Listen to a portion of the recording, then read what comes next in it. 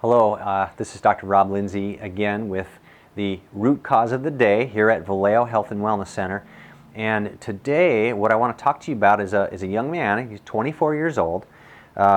This young man has grown up around farms, and his presenting symptoms were acid reflux and chronic hip pain.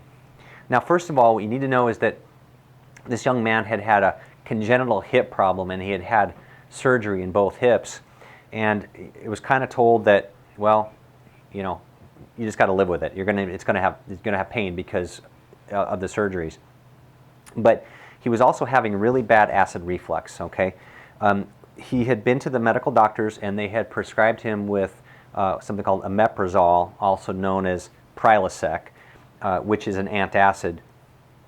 And he actually, while he was doing it, he would feel better. But then it would always come back if he stopped the medication.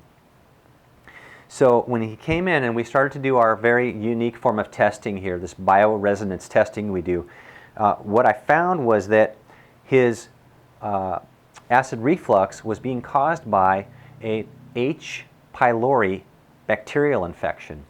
So H. pylori, also known as, I'm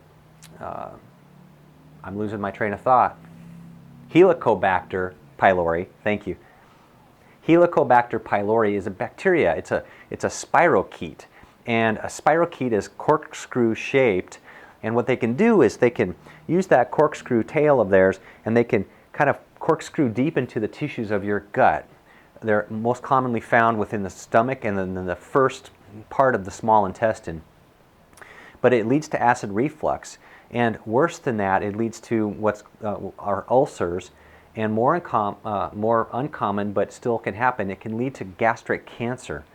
So the other thing that I found was that he had a Staphylococcus aureus, or Staph aureus infection, that was affecting his bone, and he had a bunch of organophosphates, which are, it's a big family of herbicides and pesticides, also in bone.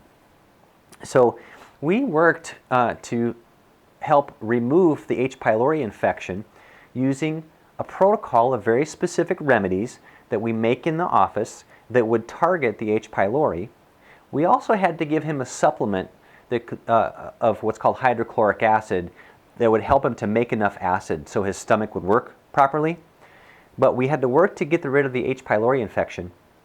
And after several months, actually it wasn't even it was several weeks, he came in and said that, man, my stomach is feeling better. I don't have acid reflux anymore. And after another about 6 weeks to 2 months, he came in and said, Doc, I don't know what's going on, but my hip pain is gone. Now, he was told he would have hip pain for the rest of his life and that it was due to the surgery.